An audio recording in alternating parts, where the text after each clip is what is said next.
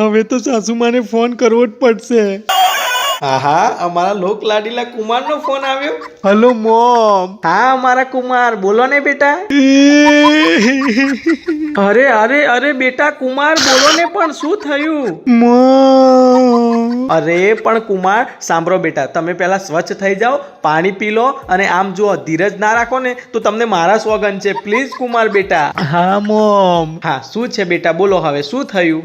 Mom, સાવ સાચું કહું, 15 દિવસ પહેલા જ હજુ તો નીકળ્યા ને અમે તમારા ઘરેથી તમારી દીકરીને લઈને. હા બેટા, 15 દિવસ થઈ ગયા. હા, તો સાસુમાં મને એમ કહો કે તમારી દીકરીની વિદાય વખતે એને ગાડીમાં બેસાડીને તમે ગાડીનો દરવાજો પકડીને મારા ખભે હાથ મૂક્યો હતો અને તમે મને વારંવાર કહેતા હતા કે કુમાર ધ્યાન રાખજો, કુમાર ધ્યાન રાખજો, કુમાર પ્લીઝ ધ્યાન રાખજો.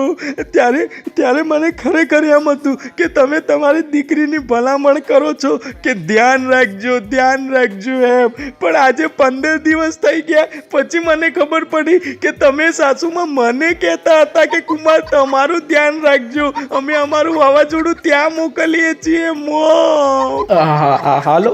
હલો કુમાર બેટા, હલો.